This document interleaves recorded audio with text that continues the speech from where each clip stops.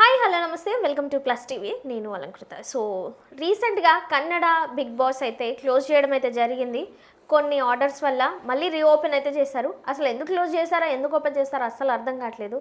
ఇదేం విచిత్రమో కూడా అర్థం కావట్లేదు. ఎందుకంటే జనరల్గా బిగ్ బాస్ అన్నాక ఎవ్రీ సీజన్ కేసులు అవుతూనే ఉంటాయి, పోతూనే ఉంటాయి. బట్ నానా రోత ఏం జరిగిందో కూడా దాని గురించి మాట్లాడుకోవడానికి ఈరోజు మనతో పాటు దాసరి విజ్ఞాన్ గారు ఉన్నారు. ఒకసారి మాట్లాడదాం. Hi sir. హలో. నమస్తే. జనరల్గా కన్నడ బిగ్ బాస్ ఎప్పుడైనా చూసారా సార్? ఎపిసోడ్స్ కానీ రీల్స్లో కానీ ఎలా అనిపిస్తుంటుంది ప్యాటర్న్ వాళ్ళదంతా? అన్ని బిగ్ బాస్లో ప్యాటర్న్ సేమే. హిందీది ఈ మధ్య ఏంటంటే దానికి బ్యాక్గ్రౌండ్ మ్యూజిక్ వేస్తున్నారు. మనకి న్యాచురల్గా ఉంటుంది కదా. ఇప్పుడు నువ్వు నేను కొట్లాడుకున్నావు అనుకో, అనగా అని బ్యాక్గ్రౌండ్ మ్యూజిక్ వేస్తాం, ప్రోమోలు వేస్తాం మనం. కానీ అక్కడ షోలో వేస్తున్నారు ఈ మధ్య హిందీ. ఆ రేంజ్కి వెళ్ళిపోయింది అది. కన్నడ 12 సీజన్స్ అంట. అంటే వాళ్ళు మాట్లాడుతుంటే బ్యాక్గ్రౌండ్ రాగానే వాళ్ళు ఇంకా రెచ్చిపోతారా? అంటే వాళ్ళకి మనకి షో ఎడిట్ అయ్యి ఇంకా హౌస్ లో తెలియదు వాళ్ళకి. ఎడిటర్ ఇద్దరు మంచి ఫైర్ ఉన్నారు అనుకో, మళ్ళీ దానికి టీవీ సీరియల్ షాట్ టిష్ టిష్ టిష్ టిష్ టిష్ టిష్ ఇవన్నీ ఉంటాయి దానికి హిందీ ఎడిటింగ్ కి. సరే అది 20 సీజన్స్, ఇదో 12. కానీ మన దానికి వచ్చేంత చర్చ వేరే సీజన్స్కి రాదు. మన టీఆర్పీ ఎక్కువ హిందీ కంటే కూడా. అది ఎందుకు వచ్చిందో తెలియదు మనకి. బట్ అట్లేం లేదమ్మా, ఖాళీ ఉంటున్నారు అని కాదు. మనకు ఏంటో ఏదన్నా వస్తే ఓన్ చేసుకున్నారు అంతే. అది అట్లా అనడానికి లేదు. అంటే మరి అదే పనిగా ఖాళీగా ఉండి చూస్తున్నారు అనడం కూడా తప్పు. ఎందుకంటే చూసేవాడు ఎంటర్టైన్, వాడు చూస్తేనే మనకి టీఆర్పీ వస్తుంది, స్పాన్సర్లు వస్తారు అట్లా. కానీ మన వాళ్ళు బాగా ఎంకరేజ్ చేస్తారు. కాకపోతే మనకు నచ్చింది ఏంటంటే ఎక్కువ కన్నడ వాళ్ళని తేవడం. వాళ్ళకు కూడా ఉన్నాయి బిగ్ బాస్లు. అవును సార్. మన వాళ్ళని తేవచ్చు కదా. ఏ చిత్తూరు అమ్మాయి, శ్రీకాకుళం అమ్మాయి, వైజాగ్ అమ్మాయి, అట్లా ఎవరెవరినో తీసుకొస్తే కొంచెం బాగుంటుంది. దాంట్లో కూడా చాలా మంది సెలబ్రిటీలు ఉన్నారు. కానీ కన్నడ వాళ్ళు ఇంకా లాస్ట్ సీజన్ లో అయితే మొత్తం సీజన్ సగం పడ అది కన్నడ బిగ్ బాస్. అది అక్కడ సరిపోక తెలుగులో ఎక్స్టెండ్ చేసినట్టు ఉంది అది అంతే. సో ఇప్పుడు ఏమైందంటే, ఇప్పుడు కన్నడ బిగ్ బాస్కి వచ్చిన సీజ్ ప్రాబ్లం మన హైదరాబాద్ లో కూడా జరిగే రెగ్యులర్ ప్రాబ్లమే ఇది. ఇప్పుడు వర్షం వస్తే మనకి నిండిపోతాయి. కొన్నిసార్లు మ్యాన్ హోల్ పొంగి పొర్లుతూ ఉంటాయి. ఇప్పుడు నువ్వు జూబ్లీ హిల్స్, బంజారా హిల్స్ ఏరియాకి వెళ్ళి చాలా రిచ్. ఆ హౌస్ చూసి అబ్బా అసలు ఇంద్రభవనం, అటు ఇటు చాలా బాగుంటుంది. పిచ్చి స్మెల్ వస్తుంది. ఏంటంటే అక్కడ డ్రైనేజ్ పొంగుతూ ఉంటుంది. వై రీజన్ ఏంటి? పొల్యూషన్. మనం చేసే దరిద్రాలు ఇవన్నీ. ఇప్పుడు మన కాలనీ లేఅవుట్ వేసినప్పుడు, ఫర్ ఎగ్జాంపుల్ శ్రీనగర్ కాలనీ, నువ్వు లేఅవుట్ వేసినప్పుడు ఆ 100 ఫ్లాట్లు okay, Srinagar colony welfare association, ఇక్కడ అపార్ట్మెంట్లు, ఇక్కడ ఇండిపెండెంట్ హౌస్లు, ఇది ఓవరాల్గా ఈ కాలనీలో 1,00,000 మంది నివసించవచ్చు అనే ఒక ప్రణాళిక. ఆ 1,00,000 మందికి తగ్గట్టు ఇంకో 1,00,000 మంది వచ్చినా కూడా సరిపోయేట్టు, ఫ్యూచర్లో ఇంకో 1,00,000కు పెరిగినా కూడా ఏమీ కానట్టు అండర్ వాటర్ డ్రైనేజ్ సిస్టమ్ కానీ, ఎలక్ట్రిక్స్ అండ్ మున్సిపాలిటీ పవర్, చెత్త system, park, welfare association, association community hall plan చేస్తారు బేసిక్గా. మనం ఏం చేసాం ఇప్పుడు 20 ఏళ్ళు 10 ఏళ్ళ తర్వాత, నెక్స్ట్ 20 ఏళ్ళు 30 ఏళ్ళు అయిన తర్వాత ఇంతున్న హౌస్ అందరు ఇలా లేపుకుంటారు అక్కడికి పైకి, అందరికి రెంట్లకి ఇచ్చేయడం. ఆ రెంట్ సిస్టమ్ పోయి మళ్ళీ హాస్టల్స్కి ఇచ్చేయడం. అంటే 5గురు ఉండాల్సిన ఒక ప్లాట్లో 50 మంది ఉంటున్నారు. ఈ పక్కనోడు ఏం చేశాడంటే first floor bank, second floor super market, third floor ఆఫీస్కి ఇచ్చేసాడు రెసిడెన్షియల్ పోయి. ఇంతకుముందు ఆ 3 BHK ఫ్లాట్లో 4-5 ఉండేవాళ్ళేమో మహా అయితే. వాళ్ళేంటి, వాళ్ళ వాటర్ వినియోగం కానీ, కిచెన్ వినియోగం కానీ, డ్రైనేజ్ సిస్టమ్ కానీ, బాత్రూమ్ యూటిలైజేషన్ కానీ కొంచెం ఇంత ఉంటుంది. ఇప్పుడు నువ్వు దాన్ని బ్యాంకుకి ఇచ్చావు, 40 మంది పనిచేస్తున్నారు. ఇప్పుడు అంతమంది వాష్రూమ్స్ యూజ్ చేస్తుంటే ఎంత డ్రైన్ బయటికి వెళ్ళిపోతుంది? అదంతా ఎక్కడికి వెళ్ళొద్ది? నువ్వు 1,00,000 మందికి సెట్ చేసే కాలనీలో 1,00,00,000 మందిని పెట్టి కుక్కుతున్నావు ఇట్లా. అదంతా అటుపోలేక ఇటుపోలేక ఎటుపోలేక తిప్పి నీ మీదకి వచ్చేస్తుంది. అట్లా డ్రైనేజ్లన్నీ ఓవర్ఫ్లోలు.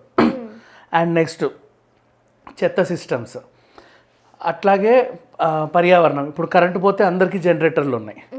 కొంతమంది పాత అపార్ట్మెంట్ పాత జనరేటర్లు, వాడు ఇక్కడ జనరేటర్ పెట్టాడంటే ఈ పక్కన ఉన్న హౌస్ ఎవరైతే ఉంటుందో వాళ్ళకి మొహం మీదకి మొత్తం ఇట్లా వచ్చేస్తూ ఉంటుంది. ఇప్పుడు వాడు సెల్లార్లో పెట్టాడు మంది ఇండిపెండెంట్ హౌస్ పక్కన, ఆ జనరేటర్ ఇటే వదులుతాడు, ఎందుకంటే గాలి ఇటే ఉంది, వాడు పక్కన ఇంకో అపార్ట్మెంట్ ఉంది కాబట్టి అటు పోదు కదా, ఇటు పోతుంది కాబట్టి ఇటు వదులుతాడు, నీళ్ళంతా నల్లగా పొగతో ఉంటుంది. అది పర్యావరణ కాలుష్యమే, నీకు అవసరం లేనిది వాడు వదులుతున్నాడు. ఇప్పుడు నేను చెప్పిన సిస్టమ్ అంతా బయట ఎక్కడైనా సరే కమర్షియల్ కాంప్లెక్స్ కట్టాలంటే దానికి తగ్గట్టు, రెసిడెన్షియల్ కాంప్లెక్స్ కట్టాలంటే దానికి తగ్గట్టు కొన్ని పర్మిషన్స్ ఉంటాయి, వెసులుబాట్లు ఉంటాయి, ఆ సపోర్టింగ్ సిస్టమ్ అంటే కాలనీకి ఓకేనా కాదా ఇవన్నీ ఉంటాయి. నెక్స్ట్ ఇప్పుడు అది రెసిడెన్షియల్ కాంప్లెక్స్ కాదు, కమర్షియల్ కాంప్లెక్స్ కాదు, ఒక సెట్ వేసావు నువ్వు. ఈవెన్ ఫంక్షన్ హాల్కైనా సరే రోజుకు 2 ఫంక్షన్స్ చేసుకున్నా మిగిలిన ఫుడ్ పడేయడానికో లేకపోతే నీ అందరు చేతులు కడుక్కుంటే వెళ్ళిపోయే వాటర్కో ఒక సిస్టమ్ ఉంటుంది వాడికైనా సరే. ఫంక్షన్ హాల్ అని చెప్పి కట్టుకున్నాడు కాబట్టి. మన సినిమా వాళ్ళ సెట్స్ ఎలా ఉంటాయంటే టెంపరీ, ఏది పర్మనెంట్ కాదు. ఈరోజు ఒకడు వచ్చి సెట్ వేసుకున్నాడు, ఆ ప్రొడ్యూసర్ పెట్టే డబ్బులతో అక్కడ ఒక పాట అయిపోయింది, సాంగ్ 2 days అయిపోయిందా, నెక్స్ట్ ఇంకొకటి సెట్ వేసాడు, అక్కడ ఒక ప్రోగ్రామ్ జరిగింది జబర్దస్త్ లాంటిది, నెక్స్ట్ ఇంకొక సెట్, నెక్స్ట్ ఇంకో సెట్, అట్లా వచ్చిపోయే సిస్టంలో. ఇప్పుడు మన అన్నపూర్ణ స్టూడియో ఉంది, సిస్టమేటిక్గా కట్టుకున్నారు వాళ్ళు. అన్నపూర్ణ స్టూడియోస్లో రెసిడెన్షియల్ ఉంది, కమర్షియల్ ఉంది, ఇది ఉంది, దానికి తగ్గట్టుగా వాళ్ళు ప్లాన్ చేసుకున్నారు. ఇక్కడ ఏంటంటే హుబ్లీ దగ్గర అవతల ఎక్కడో జాలీవుడ్ స్టూడియోస్, వాడు అక్కడ పెట్టాడు ఆ ప్లేస్ని స్టూడియోకి వినియోగిస్తున్నాం. ఇప్పుడు నీకేంటి, నువ్వు బిగ్ బాస్ కంటెస్టెంట్లను తోసేసావు. ఇప్పుడు 105 రోజులు ఉంటారు వాళ్ళ లోపల, వాళ్ళు స్నానాలు చెయ్య, మూతులు గడగ, ముక్కులు గడగ, అన్నీ అక్కడే. అదంతా బయటికి వెళ్ళడానికి నీకంటూ ఒక ఫెసిలిటీ ఉండాలి. ఏం చేసావు, రోడ్డు మీదకి వదిలేసావు వెనకాల. ఆ వెనకాల బతికే వాళ్ళు మనుషులు గారా, అటు ఇటు తిరిగే వాళ్ళు కూడా మనుషులే కదా. నెక్స్ట్ నీ షో రన్ అవ్వడానికి నీకు అక్కడికి పవర్ ఎక్కడిది, అది ప్రైవేట్ సెట్ కదా, అక్కడ ఏంటో ఇంకా ప్లాన్ అవ్వాలా, నువ్వు యూజ్ చేసుకున్నావు కొన్ని రోజులు టెంపరీగా. నువ్వేం చేసావు, అక్కడ జనరేటర్లు పెట్టేసావు, షో అంతా రన్ అవ్వాలి కదా, ఓ 10 జనరేటర్లు, ఆ పొగంతా పైకి వదిలేసావు. అట్లా పర్యావరణ కాలుష్యం, ఇటు ఈ డ్రైనేజ్ సిస్టమ్ ఇవన్నీ ఉండేసరికి చాలామంది కంప్లైంట్స్ ఇవ్వగా అధికారులు వచ్చి సీజ్ చేశారు. ఏంటి ఇవ్వండి ఇక్కడ నుంచి, ఏంటి అవసరం లేదు నీకు, పెట్టుకో. ఇప్పుడు ఎండమూల్ సైన్కి డబ్బులు ఉన్నాయి, పెట్టొచ్చు ఎక్కడైనా, నువ్వు వెతికి ఎక్కడైనా పెట్టుకో. నీకు తెలుసా మన బిగ్ బాస్ ఫస్ట్ సీజన్ శివబాలాజీది గుర్తుంటే లోనావాలాలో సెట్ వేశారు, ఆ పక్క నుంచి ఏదో వాటర్ ఫాల్లో వాటర్ పోతుంటే ఓ పైప్ అడిపెట్టి ఇటు లాగారు. ప్రతిరోజు నీకు ఫ్రెష్ వాటర్ రావాలని లేదమ్మా, నదులైనా వాటర్ ఫాల్స్ అయినా అప్పుడప్పుడు ఇసుక నీళ్ళు, ఆ నీళ్ళు ఈ నీళ్ళు వస్తాయి. అదే వచ్చింది కదా శివబాలాజీ చూపేలా బకెట్లో, what is this big boss, water ఏంటి ఇలా ఉన్నాయని, అది సంగతి. సో మనం టెంపరీగా కొంతమందికి అకామిడేషన్ ఒక చోటు ఇస్తున్నాం అన్నప్పుడు ఇవన్నీ టెంపరీ. మంచాలు కూడా తయారు చేసినవే కదా, ఆ సోఫాలు తయారు చేసినవే, సెట్టోడ్ వేసినవి, గోడలు తయారు చేసినవే, అన్నీ రీమోల్డ్ చేసి పడేసి మళ్ళీ ఇంకోటి తయారు చేసే కెపాసిటీ ఉండే సెట్స్ అవన్నీ. Not a permanent houses. ఓ పర్మనెంట్ హౌజెస్ అంటే దానికి సంబంధించి అన్నీ రెడీగా ఉంటాయి. ఇది 3 నెలలకో కొంప, అటకల కొంప, ఇంకా చెప్పాలంటే గోడలతో కూడా కట్టారు కదా అటకల కొంప. నువ్వు దాంట్లో మళ్ళీ వీళ్ళందరికీ ఆ వంట రాని వాళ్ళనే ఓ 10 మంది 20 మందిని పెడతావు, ఎవరికి వంట రాదు, అందులో ఒకడికో ఇద్దరికి ఏదో వచ్చు. ఏవే కొత్త రెసిపీలు కనిపెడతారు. అప్పట్లో ఆ పిల్ల మనకి షుగర్ చపాతీ కనిపెట్టింది, అది మన తెలుగు సీజనే, హిందీ అమ్మాయి, హిందీ తెలుగు మాట్లాడే అమ్మాయి, పేరు కూడా వెరైటీగా ఉంటుంది, షుగర్ రోటీ. ఏం లేదు, చపాతీ మీద షుగర్ వేసేసి ఇటు అటు కలిసి అది క్యారమెలైజ్ అవుతుంది. దాన్ని వాళ్ళు పాపం స్వీట్గా తినేవాళ్ళు, నాలుకకి చాలా బాగుండేది కదా అని. దోశ మీద కూడా కొంచెం షుగర్ వేసి సిరప్ వేసి ఏవేవో రెసిపీలు. అండ్ పైన చిమ్నీ ఉందా, ఆ చిమ్నీలోంచి ఆ పొగని తెట్టుపోవాలి, గాలికి వదిలేసావు. ఇప్పుడు రెగ్యులర్గా ఇప్పుడు ఈ ప్రాబ్లం మన హైదరాబాద్లో కూడా ఉంది, కానీ ఎవరు కంప్లైంట్ ఇవ్వాల. మణికొండలో, కూకట్పల్లిలో, కేపీహెచ్బీలోను మధ్యలోకి వెళ్తే స్పేసెస్లో టెంపరీ హోటల్స్ పెట్టేశారు అందరూ, అటకలతోనే ఇష్టం ఉన్నట్టు కట్టేసి హోటల్స్. అవి వండేదంతా కూడా ఎటో పైకి పోతూ ఉంటుంది, బట్ ఎవరు కంప్లైంట్ ఇవ్వలేదు. ఇట్స్ ఓకే, రన్ అవుతుంది మన హైదరాబాద్లో. మరి బెంగళూరు వాళ్ళు ఎందుకో పాపం వాళ్ళు కంప్లైంట్ ఇచ్చారు, చాలా సీరియస్గా ఇచ్చారు. అధికారులు వచ్చి చూస్తే ఆ రోడ్ అంతా డ్రైనేజే, లోపల వాళ్ళు ఎగురుతున్నారు చక్కగా, వాళ్ళు బాత్రూమ్ తిప్పి వాటర్ తిప్పి. ఐ డోంట్ నో మరి, అదే ఏమో మరి ఆ ముక్కులు ఏం ముక్కులో మరి నిజమే కదా. ఇప్పుడు కొంప లోపల అంటే ఓకే, నీకు రావట్లా. గార్డెన్ ఏరియా ఓపెనే కదమ్మా, వర్షం ఓపెన్. వర్షం పడుతుంది అంటే అది ఓపెనే కదా. అవును. మరి అవేం అద్భుతమైన ముక్కులో నాకు తెలియదు కానీ రావట్లే. 10 రోజులకి ఇంత విధ్వంసం అంటే వీళ్ళు 3 నెలలు ఉంటే ఆ కాలనీ ఏమైపోవాలి చెప్పు. బేసికల్లీ బెంగళూరు అంతే అలాంటిది. సో సీజ్ చేశారు పాపం. ఈయన కిచ్చ సుదీప్ గారు కూడా గవర్నమెంట్కి లెటర్ సారీ అండి, ఏదో తెలుసో తెలియక ఏదో జరిగింది, మేము ఈ సిస్టమ్ని నీట్గా పెట్టుకుంటాము. నీకు తెలుసా అమ్మ, 1 కోటి మంది వస్తారు సమ్మక్క సారక్క జాతరలకి. అవును. వాళ్ళకి పాపం అక్కడే బాత్రూమ్లు కడతారు, టెంపరీ వాష్రూమ్స్ అవి క్లీన్ చేయడానికి కూడా కొంతమందిని పెడతారు. నెక్స్ట్ గణేష్ ఉత్సవ్ ఇవన్నీ జరిగేటప్పుడు మొబైల్ టాయిలెట్స్ పెడతారు. అవును. మొబైల్ టాయిలెట్ మళ్ళీ దాన్ని తీసుకెళ్ళి ఎక్కడో వ్యర్థాలు డంప్ చేస్తారు. ప్రతిదీ సిస్టమ్ ఉండాలి, ఉండకపోతే ఎట్లా? ఇప్పుడు నువ్వు ఎంతమంది నన్ను రోల్ పెడుతున్నావు. మన వాళ్ళు ఏంటో కొన్నిసార్లు అడవుల్లో షూట్ చేయడానికి వెళ్తాం. ఆ పేపర్ కప్పులు, పేపర్ ప్లేట్ ఎవరు తీయాలి అవి అడవుల్లో? ఏ ఫారెస్ట్ ఎవడొస్తాడు, ఎప్పుడు వస్తాడు, తర్వాత నీకు తెలియదు. కానీ జంతువులు తిని చచ్చిపోతూ ఉంటాయి. నీకు వీళ్ళ ఇంటర్వ్యూలు చూడు, యానిమల్ డాక్టర్స్, ఆవులకి మేము చాలాసార్లు సర్జరీలు చేసి ఇంత ప్లాస్టిక్ తీసామండి, దానికి తెలుసా ఇది ప్లాస్టిక్ నేను తినొద్దు అని, నోటికి ఎదురుతో తినేస్తూ ఉంటాయి అవి. నువ్వు పడేసే చెత్తే కదా.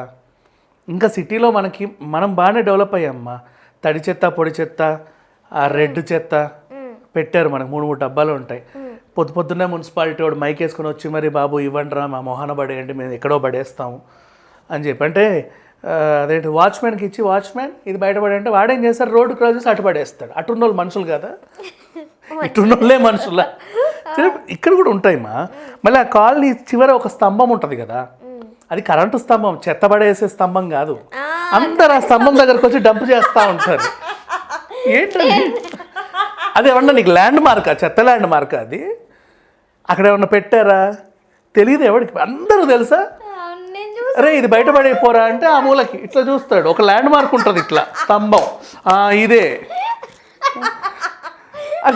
అది కరెంటోడో లేకపోతే ఏ ఇంటర్నెట్టోడో పెట్టుకున్న స్తంభం అది. నీ చెత్త ల్యాండ్ మార్క్, దాని చుట్టూ ఇంత చెత్త ఉంటుంది. పాపం పొద్దున్నే ఆ డబ్బా వాడు వచ్చి దాన్ని అంతా తీసుకెళ్ళి డబ్బాలో వేసుకొని పాపం వాడు ఆయన పని అదే వేస్తూ ఉంటారు. సో మనమే మారాలి యాక్చువల్గా చెప్పాలంటే. ఎందుకంటే మనమే బతకట్ల సమాజంలో, అందరూ బతుకుతున్నారు. మనం కొంచెం పద్ధతిగా ఉంటే, అందరూ పద్ధతిగా ఉంటే సెట్ అయిపోతుంది.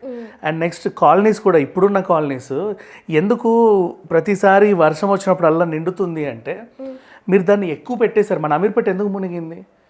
నువ్వు అన్ని హాస్టల్స్ కట్టావు, వాళ్ళందరూ ఎక్కడెక్కడి నుంచో వచ్చారు, అందరు ఎక్కడెక్కడ లేని సంతానంతా తెచ్చి ఇక్కడ పెట్టావు. వాళ్ళందరూ అక్కడే ఉండి ఉండి ఉండి అయ్యా వాటర్ అంతా ఎక్కడికి వెళ్ళాలి మా? ఎటు వెళ్తాయి చెప్పు? మొత్తం తెలుసా అదేంటి, దేశంలో అన్ని 2 తెలుగు రాష్ట్రాల్లో ఉన్న సంత అంతా Ameerpet, KPHB, Dilsukh Nagar,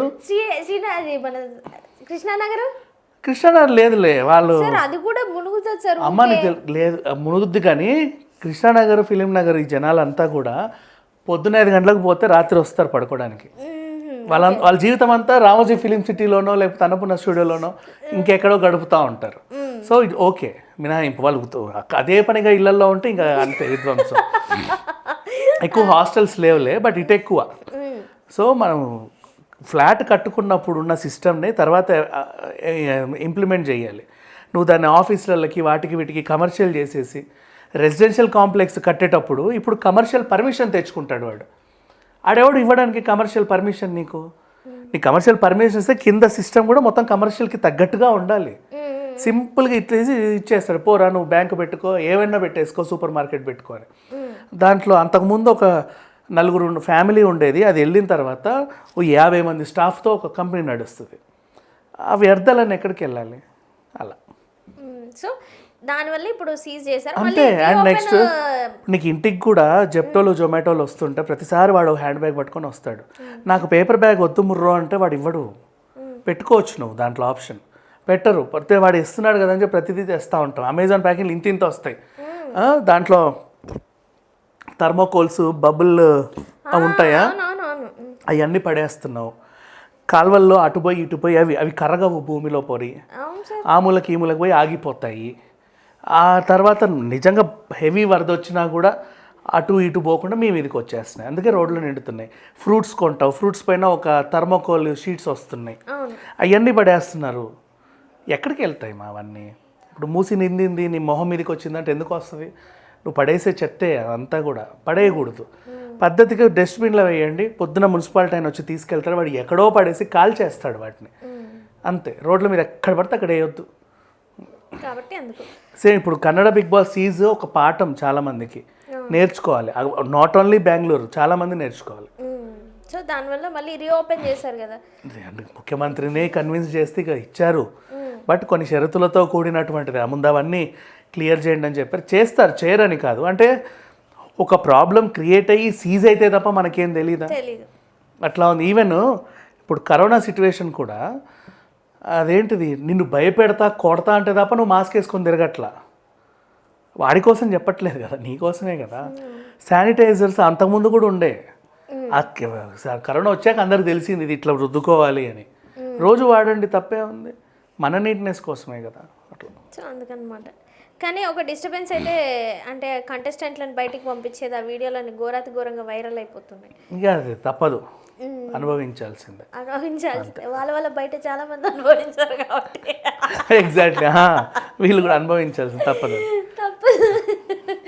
yeah, thank you sir.